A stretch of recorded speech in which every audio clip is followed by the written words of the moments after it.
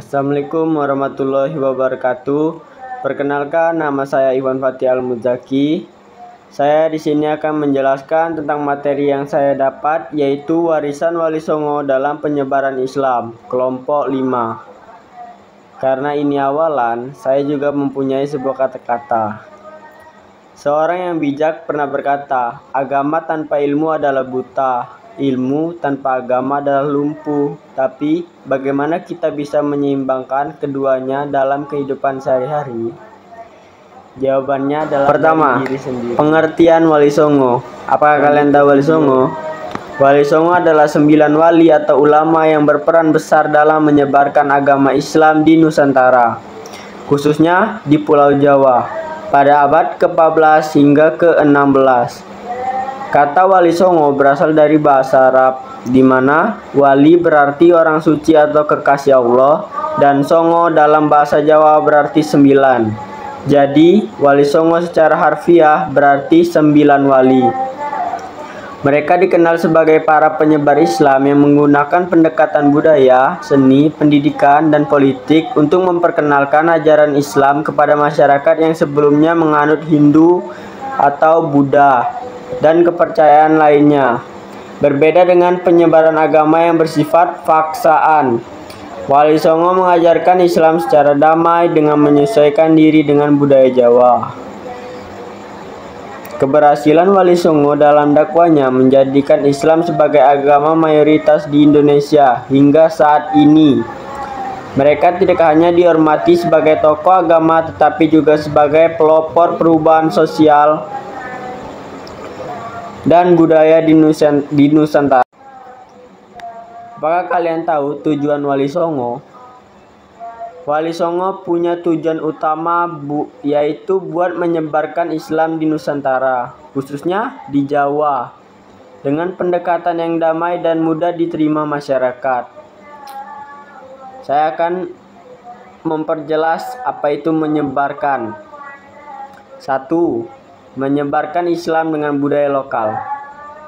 Mereka nggak asal mengajarkan Islam, tapi menggabungkannya dengan budaya setempat, seperti wayang, gemelan, dan seni lainnya, biar lebih mudah diterima oleh masyarakat Jawa.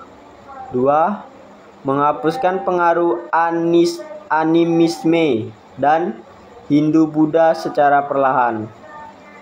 Mereka bukan langsung melarang, tetapi mereka mengganti kebiasaan lama dengan ajaran Islam yang lebih sesuai. Misalnya, mengganti selamatan Hindu dengan tahlilan atau sedekah bumi dengan doa bersama. 3. Membangun pusat pendidikan Islam. Tidak sekolah aja, mereka mendirikan pesantren dan madrasah buat mendidik masyarakat tentang Islam. Salah satunya adalah Sunan Ampel yang mendirikan pesantren di Surabaya. Yang keempat, membentuk masyarakat Islam yang berakhlak baik. Selain ngajarin ibadah, mereka juga menekankan pentingnya akhlak dan nilai sosial dalam kehidupan sehari-hari, seperti gotong royong dan toleransi. Apakah kalian ngelakuin? 5. Mendorong perubahan sosial dan ekonomi. Mereka juga ngajari masyarakat cara bertani, berdagang, dan berorganisasi sesuai ajaran Islam. Beberapa wali bahkan dikenal sebagai pedagang sukses yang membawa Islam lewat jalur perdagangan. Itu belajar di sekolah. 6. Menyatukan kerajaan Islam dan menguatkan politik Islam. Wali Songo mendukung kerajaan Islam seperti Kesultanan Demak buat menggantikan Majapahit yang mulai melemah. Kenapa? Mereka membantu pemimpin Muslim supaya Islam bisa lebih berkembang di Jawa. Lagi-lagi Jawa. 7. Mengenalkan hukum Islam secara bertahap. Mereka memperkenalkan syariat Islam dalam kehidupan sehari-hari, seperti hukum waris, pernikahan, dan muamalah. Tapi tetap menyesuaikan dengan kondisi masyarakat biar nggak kaget. lanjut kita akan membahas tentang sejarah Wali Songo. Pertama, Sunan Gresik, yang biasa disebut nama aslinya Maulana Malik Ibrahim. Perannya sebagai wali pertama yang datang ke Jawa untuk menyebarkan Islam. Sunan Gresik dikenal dengan pendekatannya yang lembut dan mengedepankan kasih sayang. Pendidikan, beliau juga mengajarkan ilmu agama kepada masyarakat dengan cara yang mudah dimengerti. Karyanya mendirikan pesantren pertama di Gresik sebagai pusat pendidikan Islam. Yang kedua, Sunan Ampel, yang sering kalian tahu, pasti Sunan Ampel, yang biasa disebut namanya Raden Rahmat. Peran dia di Wali Songo adalah Sunan Ampel adalah guru besar bagi Wali Songo lainnya, termasuk Sunan Bonang, Sunan Kalijaga, dan lain-lain. Karya dia mendirikan pesantren di Ampel Denta, seperti Sunan Gresik mendirikan pesantren yang menjadi pusat pendidikan dan penyebaran Islam di Jawa Timur. Keistimewaannya, Sunan Ampel dikenal sangat tekun dalam mendalami ilmu agama dan memiliki pengaruh besar dalam perkembangan Islam di Jawa. Yang ketiga, Sunan Bonang atau Maulana Magdum Ibrahim. Peran Sunan Bonang terkenal dengan penggunaan seni, terutama musik atau wayang dan lain-lain, untuk menyebarkan Islam. Karya ia mengubah gamelan yang dulunya digunakan untuk pertunjukan Hindu-Buddha menjadi alat dakwah yang digunakan untuk mengajarkan nilai-nilai Islam, seperti kompangan dan lain-lain.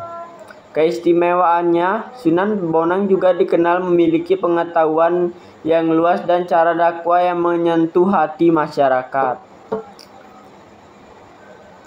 Yang keempat, Sunan Kalijaga atau Raden Said. Ini pasti kenal. Perannya salah satu wali yang paling dikenal karena pendekatannya yang fleksibel dalam berdakwah. Karya ia menggunakan seni budaya lokal seperti wayang kulit dan seni pertunjukan untuk menyampaikan pesan Islam kepada masyarakat. Keistimewaannya, Sunan Kalijaga mampu mengubah kebiasaan masyarakat Jawa dengan mempertahankan budaya mereka, tetapi dengan pengaruh Islam yang kuat. Yang kelima, Sunan Kudus atau Ja'far Shodiq. Peran Sunan Kudus dikenal karena sikap toleransinya terhadap agama lain, terutama Hindu dan Buddha. Karya Sunan Kudus, ia mengajarkan Islam dengan mengedepankan akhlak dan memperkenalkan konsep agama yang ramah terhadap budaya lokal. Kita perlu adab. Keistimewaannya, ia juga terkenal karena melarang penyembelihan sapi, sebuah simbol toleransi terhadap agama Hindu yang masih ada pada masa itu. Yang keenam, Sunan Giri atau Raden Paku. Peran Sunan Giri dikenal sebagai pendiri Kesultanan Giri di Gresik. Karya ia, selain mengajarkan Islam, ia juga mendirikan pesantren yang berfungsi sebagai pusat pendidikan dan kebudayaan Islam. Keistimewaannya sebagai salah satu dari Wali Songo yang sangat dihormati, Sunan Giri memiliki pengaruh yang besar terhadap penyebaran Islam di daerah-daerah yang lebih jauh. Yang ketujuh, Sunan Derajat atau Raden Qasim. Peran Sunan Derajat lebih fokus pada dakwah sosial, terutama membantu kaum miskin dan anak-anak yatim. Karya ia mendirikan banyak fasilitas sosial dan pesantren untuk mendidik anak-anak yang kurang mampu. Keistimewaannya, toleransi dan kepeduliannya terhadap sesama membuatnya sangat dihormati oleh masyarakat sekitar. Yang ke-8, Sunan Muria atau Raden Umar Syahid. Peran Sunan Muria adalah wali yang sangat dekat dengan rakyat dan lebih memilih untuk tinggal di desa-desa. Karya ia mengajarkan agama dengan cara yang mudah dipahami dan melibatkan masyarakat langsung dalam proses dakwah. Keistimewaan Sunan Muria sangat dihormati karena kerendahan hati dan kesederhanaannya dalam berdakwah. Dan yang kesembilan atau yang terakhir, Sunan Gunung Jati atau Syarif Hidayatullah. Peran Sunan Gunung Jati dikenal sebagai raja dan ulama yang mendirikan Kesultanan Cirebon. Karya ia menggabungkan kekuasaan politik dengan penyebaran agama Islam yang membuatnya memiliki pengaruh besar di Cirebon dan sekitarnya. Ini Cirebon, beda dengan Jawa. Keistimewaannya sebagai pemimpin politik, ia memimpin dengan keadilan dan selalu memperhatikan kebijakan yang berbasis pada ajaran Islam. Kita lanjut di penyebaran dan metode Wali Songo. Penyebaran Islam di Jawa oleh Wali Songo. Penyebaran Islam oleh Wali Songo dilakukan dengan pendekatan yang sangat bijaksana, menyatukan antara dakwah agama dengan tradisi dan budaya lokal yang sudah ada. Mereka tidak memaksakan ajaran Islam, tetapi lebih kepada memberikan pengertian dan contoh yang baik agar masyarakat secara sukarela menerima ajaran Islam.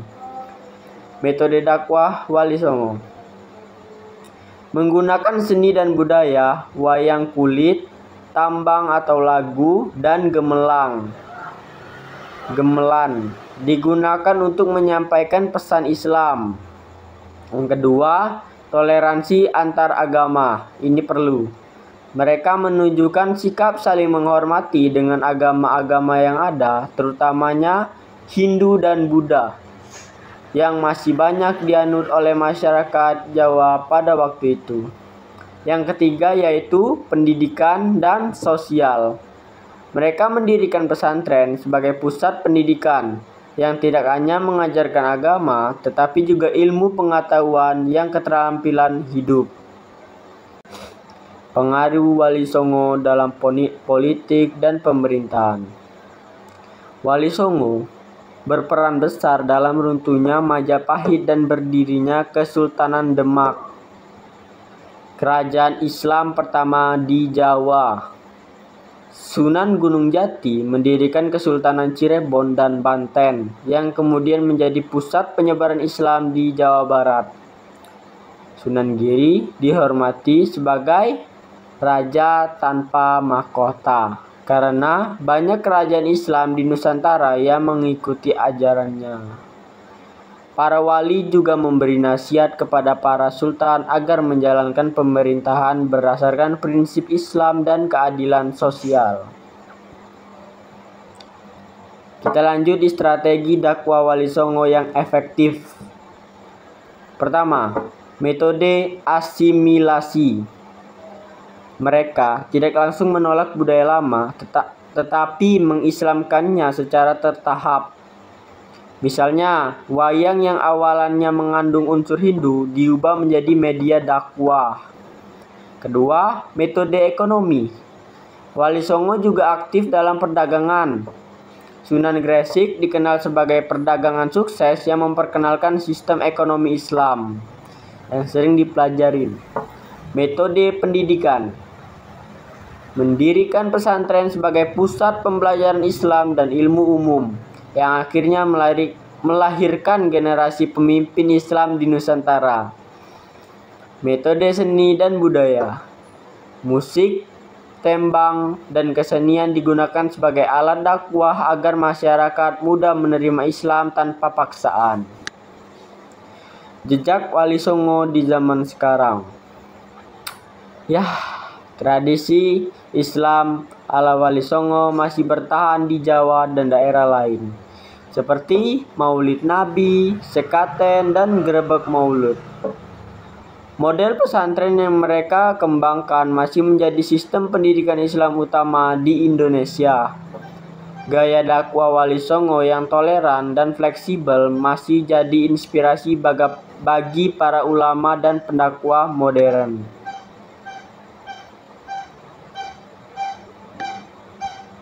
Kesimpulan akhir yang kita bahas barusan, Wali Songo bukan hanya penyebar Islam, tapi juga pelopor dalam bidang sosial, budaya, pendidikan, dan politik. Kita tidak bisa berkat mereka, Islam di Indonesia berkembang pesat dengan cara damai dan tanpa banyak konflik. Sampai sekarang, jejak ajaran mereka masih bisa kita lihat dalam tradisi, pendidikan, dan gaya hidup masyarakat Muslim di Indonesia. Kalian pernah berpikir gak, jika Wali Songo menjadi influencer Islam zaman dulu? Bayangin kalau Wali Songo itu influencer di media sosial zaman sekarang. Mereka bukan sekedar orang yang punya banyak followers, tapi benar-benar ngubah cara hidup orang-orang. Bedanya, mereka bukan viral gara-gara drama atau sensasi atau prankster, tapi karena cara mereka ngajarin Islam dengan asik, santai, dan gak maksa. Nih, saya akan memberitahu kenapa penyebab Wali Songo bisa viral. 1. Mereka punya konten yang relate. Sunan Kalijaga paham kalau orang Jawa suka wayang, jadi dia pakai wayang buat ngajarin Islam. Sunan Bonang ngerti kalau musik gampang diterima, jadi dia bikin tembang yang isinya dakwah. Sunan Kudus paham kalau Hindu Buddha masih kuat, jadi ngajak mereka masuk Islam pelan-pelan tanpa menghilangkan tradisi baik. Yang kedua, mereka pakai algoritma yang pas, nggak langsung maksa orang buat masuk Islam, tetapi membiarkan masyarakat mengenal Islam lewat budaya mereka sendiri. Menyebarkan Islam lewat perdagangan, pendidikan, dan hubungan sosial. Fokus ke masyarakat kecil dulu, atau grassroots marketing ala zaman dulu. Yang ketiga, mereka bisa rebranding budaya lama. Ritual grebek Maulud itu sebenarnya adaptasi dari tradisi Hindu Buddha, tapi diubah maknanya jadi perayaan Maulid Nabi. Sekaten, awalnya itu cara Sunan Kalijaga ngajak datangnya orang ke masjid dengan memainkan gemelan. Larangan makan sapi di Kudus. Itu bentuk toleransi buat menarik simpati orang Hindu biar tertarik sama Islam. Siapa Wali Songo kalau mereka hidup di zaman sekarang? Sunan Kalijaga, konten kreator seni dan budaya, bikin video dakwah pakai wayang, podcast Islami, atau bikin film sejarah tentang Islam. Yang kedua, Sunan Bonang, musisi Islami. Hai musisi, bikin lagu-lagu religi yang relate buat anak muda, kayak Nisa Sabian atau Opik. Yang ketiga, Sunan Kudus, diplomat atau tokoh toleransi. Dia aktif di diskusi antar agama, bikin program sosial yang ngajarin Islam dengan cara damai. Yang keempat, Sunan Gunung Jati. Dia bisa menjadi motivator atau motivasi ke orang-orang dan pemimpin politik. Jadi tokoh yang menginspirasi perubahan lewat kepemimpinan dan kebijakan. Apa yang bisa kita pelajari dari cerita sebelumnya? 1. Dakwah harus kontekstual. Harus tahu dulu siapa yang kita ajak bicara. Dakwah ke anak muda beda dengan dakwah ke orang tua. Gunakan media yang cocok. Zaman dulu kan wayang, gemelan, dan perdagangan. Sekarang media sosial, podcast, dan video pendek atau reels. 2. Jangan maksa, tapi dekati dengan bijak. Islam bisa diterima dengan mudah karena mereka nggak langsung bilang ini salah, ini haram, tapi lebih ke ngajak pelan-pelan dengan contoh nyata. Yang ketiga, gunakan seni, budaya, dan teknologi. Wali Songo pakai seni dan budaya buat dakwah. Kalau sekarang pakai teknologi, bisa lewat konten digital, film, musik, atau sosial media lainnya. 4. Jadi orang baik, bukan sekedar ceramah. Wali Songo nggak cuma ngomong doang, tapi juga ngasih contoh dengan cara hidup mereka. Itu yang bikin mereka dihormati. Kalau Wali Songo hidup di era sekarang, mereka pasti jadi influencer dengan dakwah yang asik, santai, dan relevan.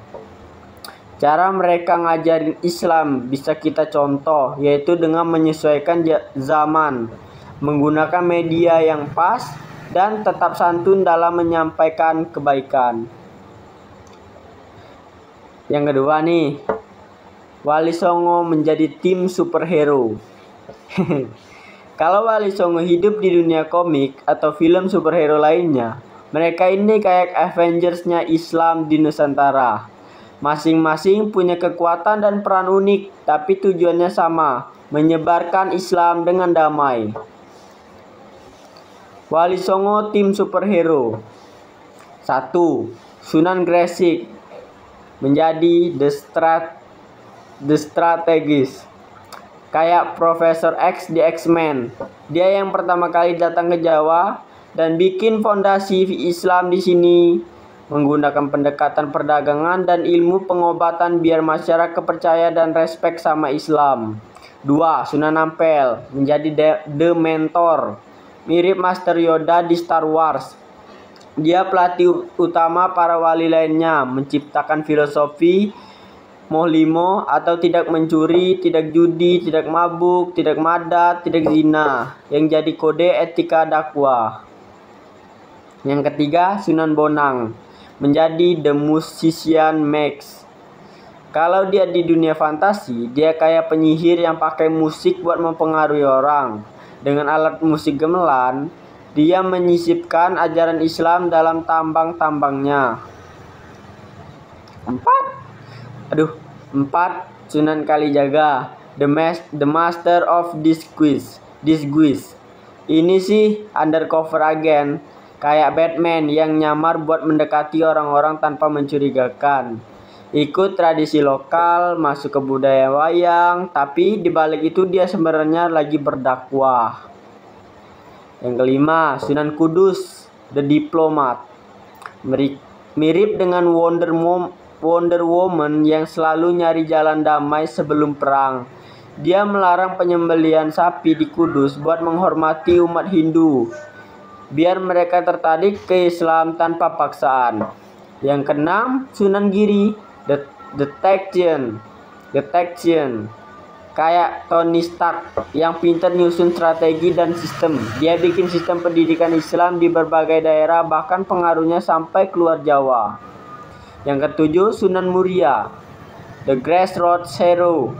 Kalau superhero lain sibuk di kota, dia ini kayak Spiderman yang lebih peduli sama rakyat kecil, tinggal di gunung, mengajarkan Islam ke masyarakat desa, petani, dan nelayan. Yang ke-8, Sunan Derajat, the philanthropist.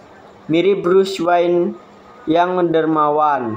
Dia lebih fokus pada kesejahteraan sosial, membangun tempat untuk anak yatim, dan membantu orang miskin. Yang ke-9 atau yang terakhir, Sunan Gunung Jati, the king. Kayak Black Panther. Dia bukan cuma ulama, tapi juga raja yang mengatur pemerintahan berdasarkan nilai-nilai Islam. Menggabungkan Islam dan budaya Sunda untuk membangun Kesultanan Cirebon dan Banten.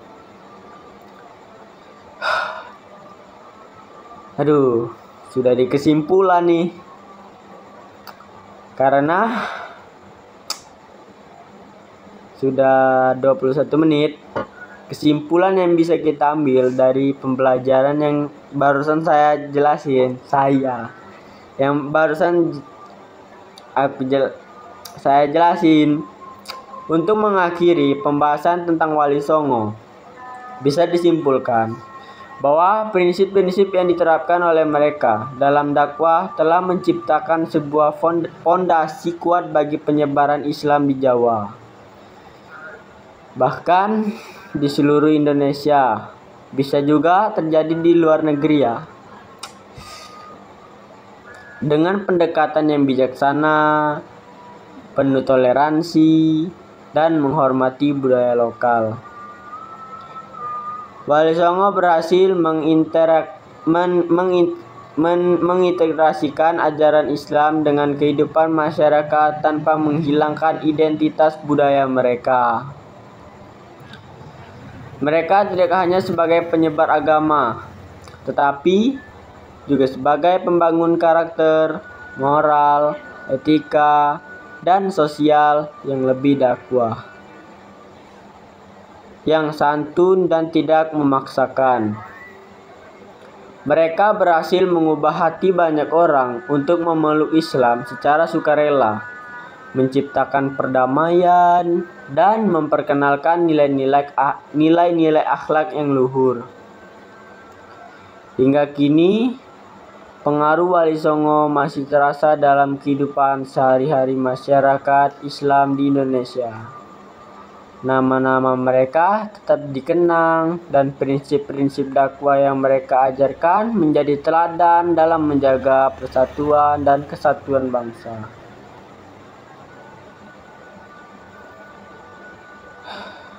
Simpulan terakhir, dengan prinsip-prinsip dakwah Wali Songo yang penuh hikmah ini,